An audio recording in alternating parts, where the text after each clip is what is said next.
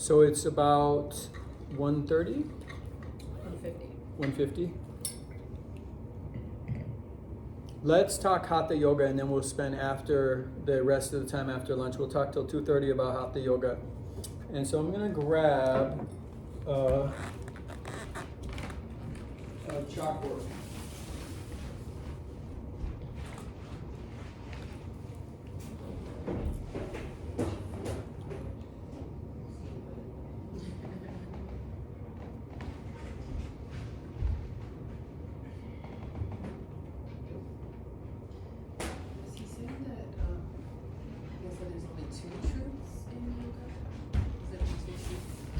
I wrote down change and awareness, but then he started talking about the seer and the scene. That's it. They're the same thing.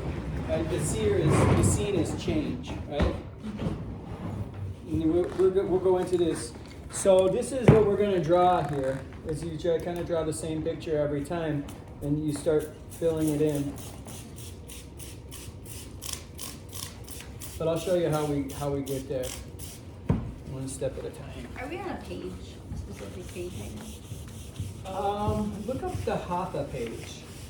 And let's go talk about Hatha stuff.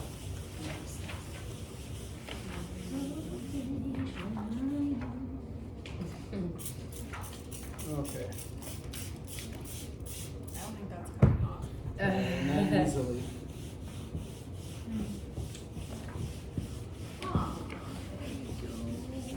All right. Let's choose a brighter color. So, we have here,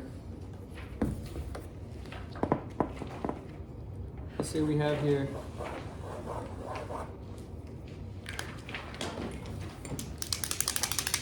I'm sorry. Oh my goodness, I didn't realize. We're getting all over. So we have here a person. Let's see if you can recognize the person here. So here's a head and shoulders, and then the person's kind of in a seated meditation posture. Can you make that out? Yeah. Okay. And so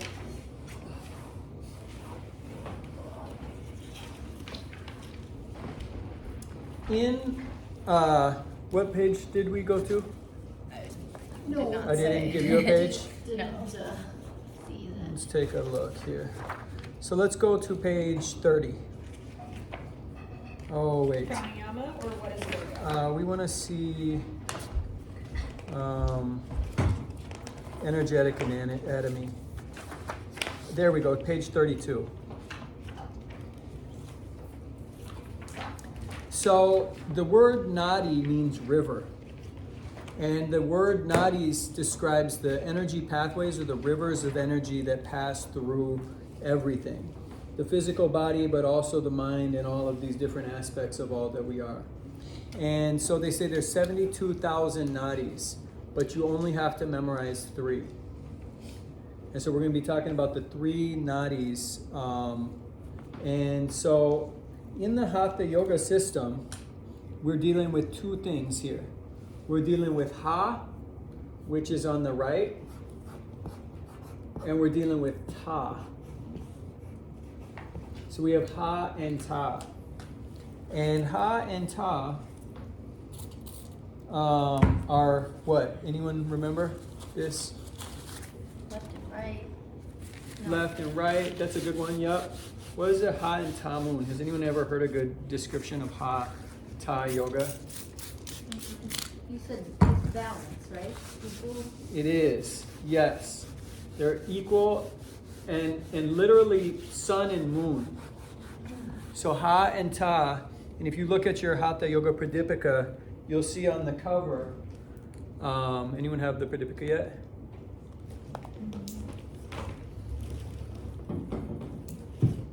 Hey. She's prepared. You see on the right the sun and on the left the moon?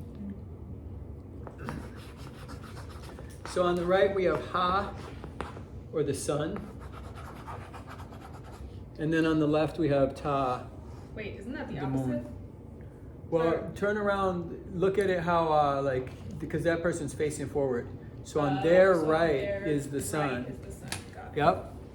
And, the right and the left are in many ways interchangeable. And that's one of the revealings that we see experientially through Hatha Yoga is this understanding of ambidexterity and what you said, balance. So these are the basic principles. But now let's start to make a list of right and left things. So we already have sun and we have moon. What else is like that, that's opposing like that, right and left? What do you normally think when you think of the right? Hot, is that going to be on the right or the left? Right. Right, because hot, sun. Cold, moon. Right? Waking and sleeping. Right? Waking on the right, sleeping on the left. What else? Masculine and feminine. Right? Is there a context for that? Masculine and feminine, right and left? There is a historical or energetic context that the masculine is the right side of the body and the feminine is the left side of the body. Right? And so in the body, there is both a masculine and a feminine side in every body. Right? And that these energies are understood not so much as just as information or cultural, like what is masculine or what is feminine in any culture, but they're understood as energies, just like how you have positive and negative, right? If in an electrical, you know how you have two plugs in the outlet, and there's two types of energy. There's two different currents of energy. They go different directions, right? These also correspond to what we call the left and the right hemispheres of the brain. So does anyone know about the left and right hemispheres of the brain? Yeah. What's- I do know that, I don't know what you're asking, but I know that when I was learning about the nadis and Yeah. this like the Sushumna Yeah. being that like spinal energetic field, energetic rod, the Ida and then like Pingalanati, like they correspond with opposite sides where they like, it's like the serpent from Yeah. Kundalini, Yeah. just like how the right side of the brain corresponds with the left side of the body. It's just so with the energy channel that travels there through the nadis. Right. So, so that's correct. Is that these nadis? There's a left nadi and a right nadi, and the right nadi is called Pingala, and it runs like this up, and then it crosses at third eye center, and it goes to the left brain. And then the left nadi is called Ida, and it runs from the right brain down the left side body, and then they connect at the base of the spine. Now, this, of course, in neurology and all of this stuff, they now know, like you were saying, that the left brain controls the right body and the right brain controls the left body, and so that's actually demonstrated in the body. The right brain is associated a lot of times with logic, and the left brain is associated with logic, and the right brain is associated with creativity. Right? The left brain is associated with math, logic, and the left brain is associated with creativity and abstraction. So we said that the left brain controls the right hand, and the left brain controls the right hand. And we live now in a society that's called a patriarchy, right? They call it a patriarchy. And it's starting to wear off, hopefully. But meanwhile, did you know that they used to tie people's left hand behind their back to try to make them right-handed? Which seems like a strange thing to do if we didn't understand this connection. And so the left hand has been something that has been demonized in many ways, is that this left hand. And when things are left-handed, that left-handedness is considered something to be afraid of, or all of these things. And so we'll be looking at this left-handedness and right-handedness and in many different contexts. The other one that I could throw in here, maybe we'll throw it in later, but I would say politics too. You have like the right and the left. Right? And politics is a good description of what these forces are. Where someone who's a politician or someone who's employed in politics, what's their job? To lie. To lie or to create separateness, right? To create as much, and so we find some issue, like some issue that people have really polarized opinions on, and we focus on that, and we're like, hey, we cannot get along. You're pro this, you're anti this, and then that just proves that we cannot get along, and we emphasize that instead of saying, wait, do you have a mom? Oh, that's crazy. I have a mom, right? Do you have family? Oh, do you want your family to drink clean water? Whoa, that's exactly what I want. And then we would see that, wow, we're really on the same page with most of this stuff, but we find one thing that is the most opposite, right and left. And so the right and left, people are like, are they ever going to come together, the right and left? They're one, they never really were apart, right? But as long as we keep thinking of them as the right and left, no, they will not come together. As long as we keep seeing each other as right, and what's the other word for left? Wrong. Right. As long as we keep seeing each other as right and wrong, I'm right, they're wrong, or I'm left and they're, it's whatever we see, that's never going to come together. Here's another one. Black and white. Right? Think about these as like racial concepts. Right? They're not actually accurate on the color wheel. Right? They're not actually accurate descriptions of anyone's skin, but to take them as racial identifications, are these actually ever going to come together? Or is this a tool to create polarity? Right? So these are different ways that we can understand these things. So what is Hatha Yoga? Is Connection of the two. Seeing things as they are. Right? What's the truth? What's the truth? Here's these labels. But what's in between the labels? Right? What's in between this story about left and right? Connection. That's where we get to explore. We can say, but yeah, like you said, connection. This left and right, neutrality. Let's say neutrality. Have you been for or against something? If you're for something or you're against something, it's really hard to understand what's at the heart of an issue. If you go into a situation and I'm for something or I'm against something else, but if you can go into a space with neutrality. Now, we could look at this and there's all kinds of ways, like we could look at this and how would this change life if we, blah, blah, blah, blah, blah. It's much more personal than that. Much more personal. Like this is, Hatha Yoga will never really probably change politics because that's the nature of politics is polarity. That's what that's built on, right? But if we're in a heated argument with our roommate or our partner or our family member, is there a way that we could utilize Hatha Yoga to change the dynamic? Yeah. What happens if we stop opposing? What happens if we stop creating opposition? And so this is where this gets really interesting. But of course, what we're talking about is meditation. And in your practice of meditation, so it turns out that language itself is based on this idea of opposition. So we could say tall. And what would it be on the other side? Short. So which is it? Right? Am I tall or am I short? Could you say Hatha is so hum? So hum. Yeah, you could say that. I'm sure you could. We'll come back to that. That's a good tangent.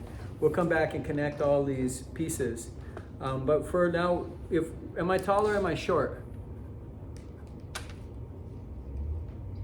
It's all relative, right? Compared to a tree, I'm short, right? But compared to a chair, I'm tall, right? What is a chair? Hey, what is a chair? We're so confused already. And so this is these types of things. But if we really, we label someone as tall or short. We say, oh, that person's short. But that's not really true that that person's short. It's something that's relative. What's true is that what is that person? They are what we say. It is what it is, right? They are what they are. In order to actually see it, we'd have to actually see it, not see it in relationship to some comparison. You see? You'd have to actually perceive the actual experience that's right here, and that happens through neutrality. Right? So when we're talking about meditation, a lot of times what we call the conditioned mind is caught up in this story of tall or short, or good or bad. Right? Was it a good day or was it a bad day, or rich or poor, or or pleasure or pain, or all of these different ways? And the mind is, if you watch the chattering mind, is constantly absorbed in this story about opposition. It's endless. Does the story about opposition ever end? Opposing forces are always opposing. It's up, it's down, it's right, it's left. It's a never-ending struggle. And if they need to distract people, they just pour a little gasoline, and next thing you know, we're like crabs in a barrel. Oh, Republicans, Democrats, and meanwhile, the people are just changing around the banks or something. We're just watching them transfer people's life savings into their bank accounts or whatever, and meanwhile we're down here arguing about right and left again. So it's a good strategy for control. But then when you get to that center line where we start to take a look at it is what it is. Now, when the center line opens, we have what's called Sushumna. And Sushumna or Shunya, and there's a whole list of different terms that they use to try to describe this Sushumna, different words for it. But Sushumna is what Buddha called the center path. Have you heard of that, the center path, that story? And people talk about that center path and they say moderation a lot of times. They talk about this is a good reason to not go too extreme in anyone. And that's a story from the Buddha. But the center path, this is literally the center path. Now it's working. Yeah, there we go. The center path leads right through the spine. And this is what they call Sushumna.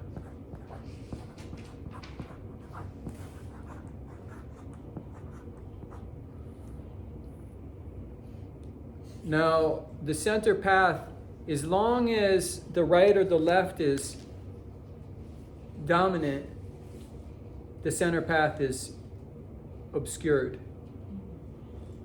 Do you remember what we did the other day when we were doing the pranayama?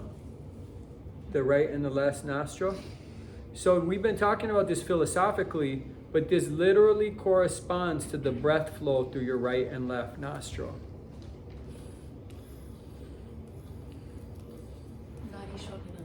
Nadi Shodhana, when we practice closing one nostril to breathe through the other. And so this ability to breathe equally through both nostrils, that's the indication that Sushumna is there. When that Sushumna, when the nostrils are equally open and that Sushumna is open, then awareness has the mind has the nuance to go into the space between. What's the space between? It's between this and that. It's between one thing and the other. It's between self and other. You see this? And so we go between self and other. It's between inhale and exhale. And so now awareness has the nuance to move beyond that. Now, there's a ladder. And they say that Hatha Yoga is the ladder that brings us from gross awareness to this understanding of the subtle. And the ladder is helpful Because we can go there, like we can pop in and we can be like, hey, we did it already. We're like, everything is one thing, and it's like, oh, everything is yourself. You see how we're part of this great oneness, and it's like, and then I'm trying to cross the street, and I'm like, everything is myself. You know, you get hit by a car, and so it's important to have our awareness established at all of these different layers of who we are. Because at one layer of who we are, we're the body. At one layer of who we are our relationships. Is that true? Are you your family? In some ways. Yeah. At one layer, your body is literally made out of your parents. Like it or not. Your body's a little, and we don't have to even go into that story DNA to talk about that. Just a little bit of your mom and a little bit of your dad comes together. And that's now your body is made out of that. So there is a relationship. And there is information that has been exchanged and passed along. And prayers and traumas and all of these complex things of being a human being, you know. And we give thanks, so much thanks, because, you know, thank you, Mom, thank you, Dad, for trying your best and like really putting a good prayer out for me somehow at some point. And other times maybe you were lost, and then maybe other times you didn't remember that prayer. But I just could feel this one moment when you really had just this moment of having really good prayer for me, for who we are, for this self. And so through this connection of relationship, and this is our very connected with we talked about already, the sexual organs and the sexual waters of the body, and literally this capacity that life has to recreate or recreate, to play, to recreate what? Life itself. This timeless story. Right? It's not 2023. It's now. It's the same. It's 10,000 years ago. It's the same time as it was then. And this is the same thing that was happening then. Once again. And once again, we're in this practice of remembering the truth, which is self-evident. And all of this conditioning in the mind and this story, identity, self, and Republican, Democrat, and nationality, and like all this blah, blah, blah, blah, blah, right?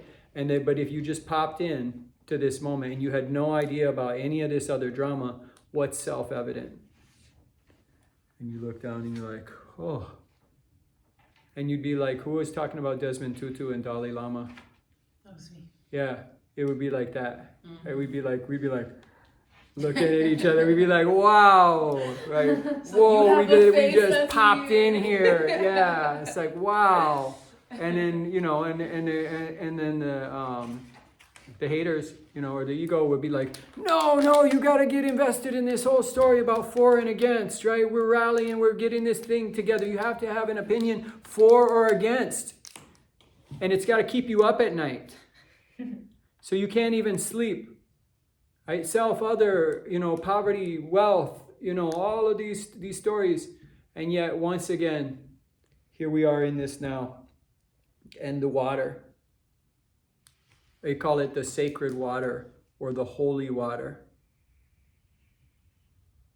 The holy water or the living water.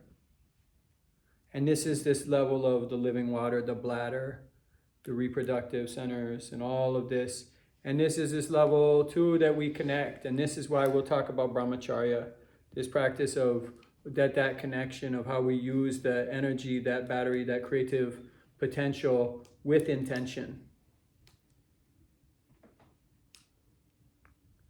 With intention in a good way, the way that we would wish, like, you know, going back, that we'd understand. We try to tell the kids, and you know, and hopefully there's no shame or no fear or anything like that around it, but still with such a good intention, with such a beautiful prayer that you protect that holy water.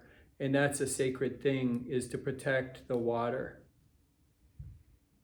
That's one of the most important things if you understand who we are. Where you remember the water protectors at Standing Rock, what was the slogan?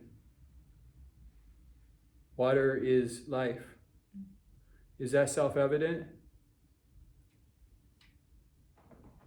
Yeah. Yeah. Is there life without water? So you understand now who you are. And at that time they had this picture of, I liked it. I see if I can find it. It had Donald Trump and Vladimir Putin. They went to like an ayahuasca ceremony, and it showed them like they were like drinking. There's like it's like a cartoon, like frame by frame. They like drank ayahuasca, and then it showed like later on in the night, like Trump is like walking through like all this like bogs, like thigh high in water, just like, you know. And you imagine that if we could just get some of these, you know, policy makers or whatever to just go swimming, and to really just remember this simple thing about who we are. But maybe they already know. Who knows? So this is the second, and so we went from my body to how our bodies are connected here. Right, at my body, food, clothing, shelter. This is the foundation. This is so important. This is why it's so important to look both ways before you cross the street. This is why it's so important to make sure that you're eating nourishing food, that you're getting enough sleep, that you're taking care of your body. Right? Bowel movements, you know, all of these things in this regular way, taking care of the body. And then once from there, then we go up to that. Right? If you're, for instance, if you don't have food, clothing, and shelter, you're not going to be trying to go out on a date. Your first concern is I need to have shelter where I'm going to sleep tonight, get some food, you know, get warm. And then as soon as you have that, what's next? Now you're there. This is nice. I've got this. I'm warm. I'm dry. I've got food. I want someone to share it with, right? But then what happened was you had babies, or you know, whatever it was this time, and all of this stuff. And at some point you realize, I've got to feed them. How am I going to feed my kids? You know, archetypically, maybe you don't have kids, right? But at some point, then, you know, people direct that from connecting in that way, and that same energy that was used to create becomes an identity. And so this is the level of identity. What makes up identity? All these things that we know, right? This is your name. This is your role. And these are all conditional identities. This is your gender. This is your race. This is your religion. This is all of these things. And as much as we might think about these as foundational things about me, I am Catholic. I am Catholic. That's who I am. I'm Catholic. Right? But was I born Catholic? Not really. Not really, right? We had to be conditioned to be Catholic. And so all of these things are conditional. We might even think, right, I am a man. Right? This is who I am. I am a man. Right? But is that conditional too? Like when we die, your body may have you know, a gender, or may have, you know, something, but that is conditional, right? And so we can understand that all of these identity pieces here are all conditional identities. Does that mean they're bad? No. Right? It's not bad to have an identity. It's good to have an identity, right? Because it's so awkward if you show up and people are like, hey, I'm so-and-so, who are you? And you're like, I don't have an identity. I'm you, man. I'm you. Yeah. You gotta really be willing to, go with that. Yeah. I'm yourself. I identify as you. So it's helpful. It's just like having a car. It's helpful to have a car if you want to go to St. Cloud and you need to make it there today. It's helpful to have a car, but you don't want to mistakenly think that you are your car, or you can't get out of your car when you get to your destination. And so that's the same thing with identity, is that we have an identity, and it's good to have an identity, and we want to choose a skillful identity too. We want to have an identity that's cool, you know, like a car. Like you don't want to have, like, you could, but maybe that's your whatever, but you want a car that's pretty good. You know, you want a nicer car. You want the, you know, cup holders and the, you know, the stereo. You want to have a radio in your car, like all of these things. And you want a car that maybe it gets something good gas mileage, or else it's got a pickup, right? And so then now you can do something with it that you can do, but that's like our identity too. And so we want to be skillful and intentional with how we craft our identity and make it work for us, right? Knowing that it's flexible. Is that true? Is identity flexible? Yeah. It's flexible, right? We can change our identity. Can we change how other people identify us? No. But we can change how we identify ourselves. You can't expect anyone else to identify you as anything, but how you identify yourself is, you have full power over that. And someone can be like, you can't identify as you know, water. So there's nothing even to argue about. You can't be water. You can. So this is this level of identity, and this is this power of the car. So this is our introduction to Hatha Yoga. I want to just check on the time real quick so we don't go over. We probably are 2:22. Oh, we have 8 minutes. So this is our introduction to Hatha Yoga. So with this ladder now, we can climb into this next space, which is so powerful. This is, now we're going from I, me, my, right? Remember that was the identity. I identify as I, me, my. And now that identity, which the identity itself is called Kundalini, right? So the power to identify with something itself, not what you identify with, but the power of identification itself is called Kundalini. And Kundalini is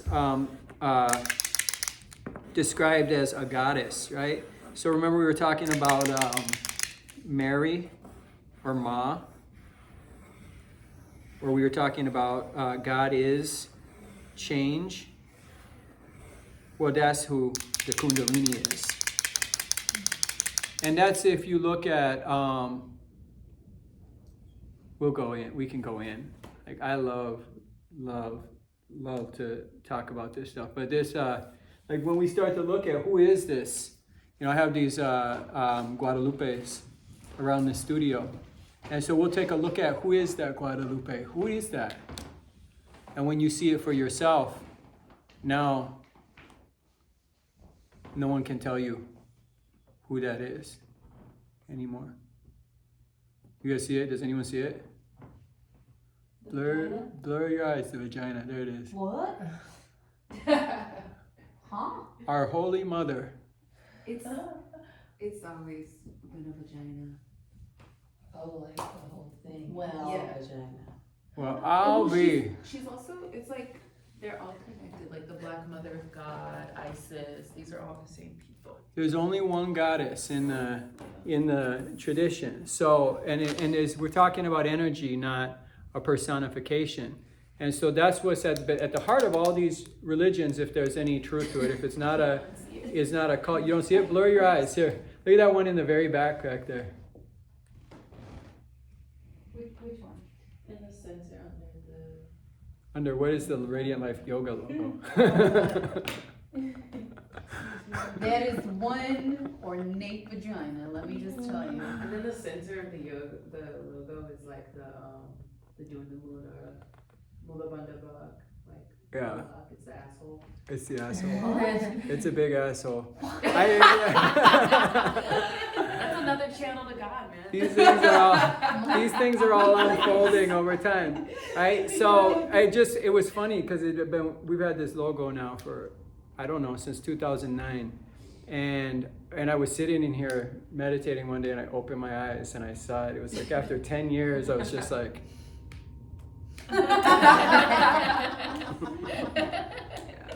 And you can't make that stuff up. It's not arguable, you know. It's just, it is what it is, and we'll talk about what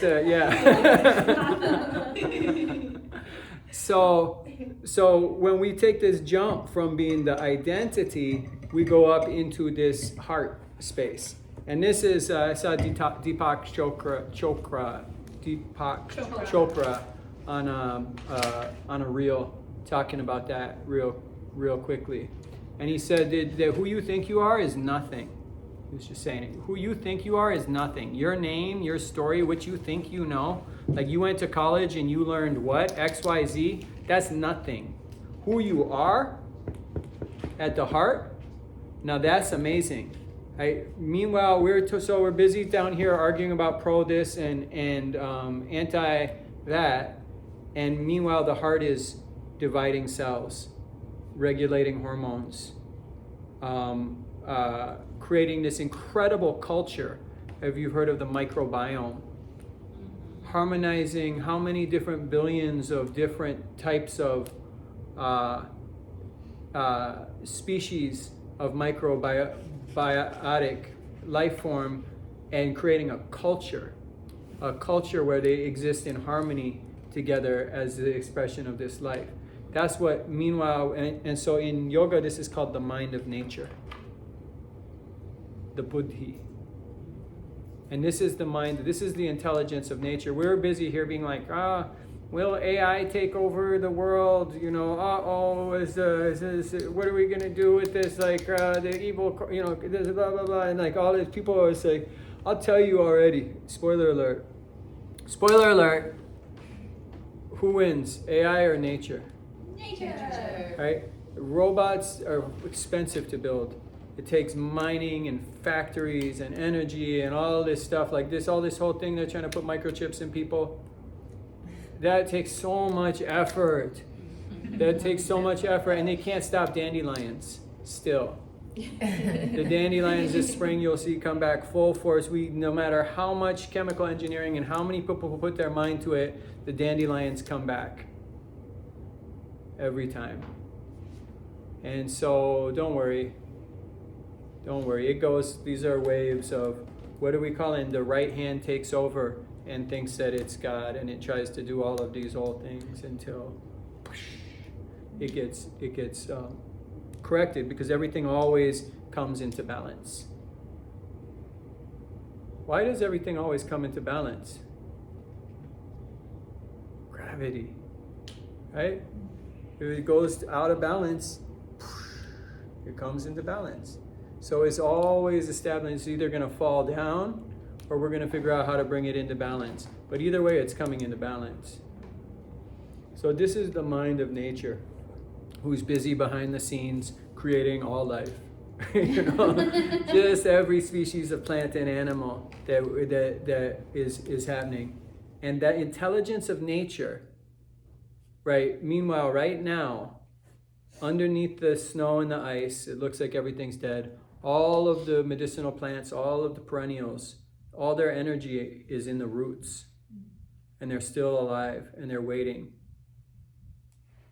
And when spring comes, then the waters start to soften and all of that water goes back down into earth. All of this intelligence of its own volition unfolds once again. And this is the buddhi. And as that's happening outside in nature, it's happening inside in you. This is happening right now. That same intelligence that is the plants and the animals. And it's like, how do the birds know where to migrate? How do the butterflies, the monarch butterflies, even though they die, they fly up here from Mexico to North America and then they die. But they plant eggs, they lay eggs, and then the babies are born and they fly down to Mexico. That's the intelligence of nature. So this is that next dimension. So this is the fourth one. And then from there, we're probably over time. 2:30 on the nose. 2:30 on the nose. Hey, so let's stop there, and we'll keep working our way up the ladder. And we'll go up the ladder and down the ladder many, many times. But the point is, so far, we have a ladder. How do you get on the ladder? Balance the left and right. Yep. Open the center path, and then you can easily manipulate or move your attention. And we'll talk about how to do that, how to invoke the heart chakra, how do you go to heart chakra, how do you go to third chakra, how do you go to second chakra. If you want to see, it's on page 33 and 34. You can look, there's the coordinates, 33, 34, and 35. So, but we'll talk about how to do this. So let's take 30 minutes for lunch.